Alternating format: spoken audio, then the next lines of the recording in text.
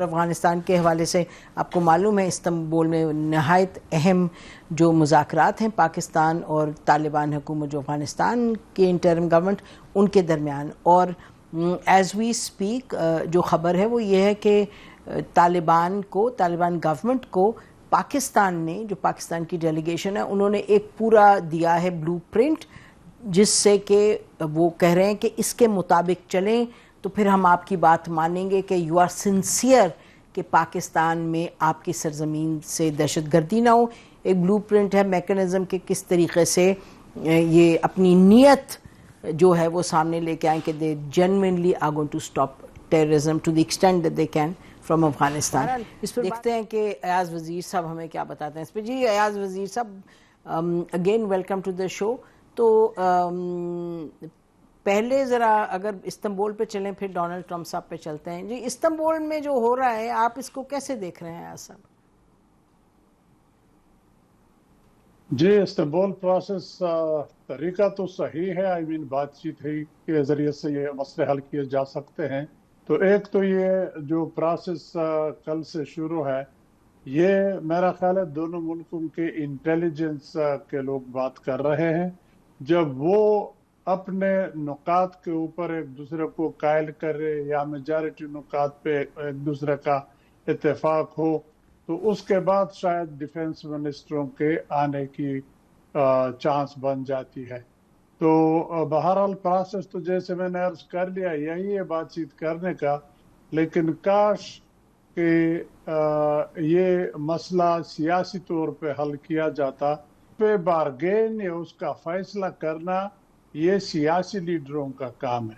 کاش کہ یہ مسئلہ اگر مجھ سے پوچھا جائے تو آپ کے خیبر پختونخوا اور بلوچستان میں بہت منجے ہوئے سیاستدان ہیں جو وہاں پہ بھی ان کی ایکسیپٹیبلٹی ہے، ملک کے اندر بھی ایکسیپٹیبلٹی ہے، اس کو ہم کیوں استعمال نہیں کر سکتے؟ اور جن سے توقع کی جا سکتی ہے کہ وہ اس کا حل پاکستان کے مفاد کو زیادہ تقویت دے کے اسی کے اندر جا کے کوئی راستہ نکالے، تو اگر یہ ہو جاتا میرا خیال ہے بہتر ہوتا۔ لیکن اب دعا کریں گے کہ اللہ کرے خواجہ آصف صاحب بھی کامیاب ہو جائیں، لیکن جو شروعات کی اس نے اپنے بیان سے، اس سے تو میں زیادہ توقع نہیں کروں گا۔ یہ تو میرا خیال ہے کہ ایسا نہیں ہے کہ خواجہ آصف صاحب کوئی پالیسی بنا رہے ہیں، آپ کو پتہ ہے، جس نے آپ نے خود فرمایا، لیکن یہ آپ بتائیں کہ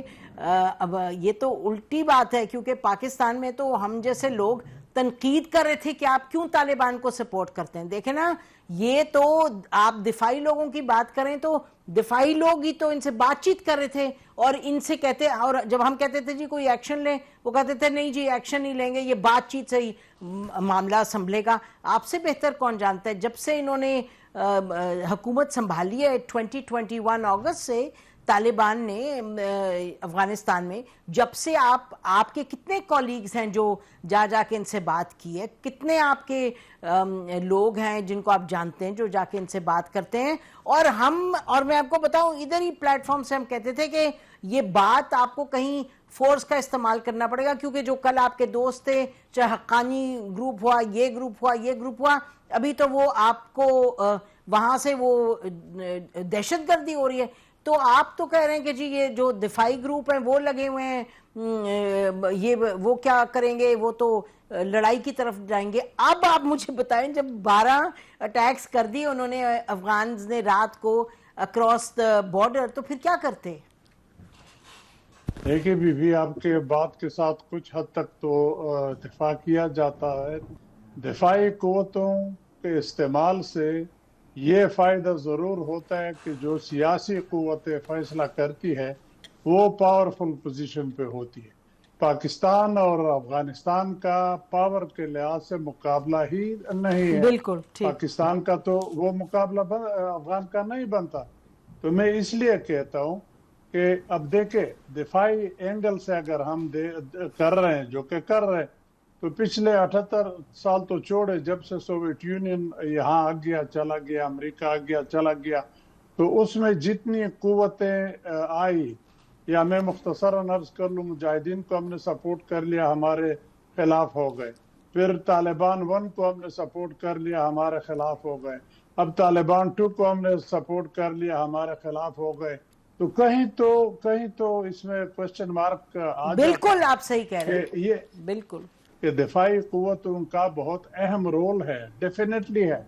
अगर दिफाई तौर पे हम मजबूत न होते तो हम इस पावरफुल पोजीशन पे न होते, लेकिन अब इस वक्त चूंकि हम बहुत ही पावरफुल पोजीशन पे है, तो हम ये मामला अगर सियासी अकाबरीन जो मंजे हुए लोग जिनका नाम लेना अच्छा नहीं लगता, लेकिन सब जो लोग जानते हैं उनको इन्वॉल्व कर ले, तो वो भी तो इतने पाकिस्तानी जितने हम और आप या दिफाई कुव्वतें या सियासी कुव्वतें हैं, मुल्क के मफाद के लिए हम सब ने काम करना है। 4 साल से क्या पाकिस्तान ने बातचीत नहीं की? आप बताइएगा, आप मुझे बताएं कितनी दफा बातचीत की है? इस हद तक की है आपका, फिर आप एक इशू पर फोकस आप फरमा रहे हैं जो एक बिल्कुल जरिया है, उसको भी इस्तेमाल करना चाहिए जो पॉलिटिकल है। बिल्कुल मैं आपसे एग्री करती हूँ, बिल्कुल एग्री करती हूँ। मुझे बताएं कि डार साहब ने गए नहीं गए, जो ट्रांजिट ट्रेड एग्रीमेंट थे, जो ट्रेड के मामला थे, रिजॉल्व किए या नहीं किए? तो ये ऐसा नहीं है कि पाकिस्तान लेके खड़ा है कोई डंडा, और करना भी नहीं चाहिए, चाहे मुल्क छोटा हो या बड़ा हो। हम तो चीखते यही रहते हैं इंडिया के हवाले से कि इंडिया कांट, तो we have to be very careful. लेकिन सर हकीकत वो भी है जो मैंने सबमिट किया आपकी खिदमत में, और आप जो फरमा रहे हैं कि भाई इस्तेमाल करो पॉलिटिकल लोगों को, मेरा ख्याल है वो भी आप सही फरमा रहे हैं।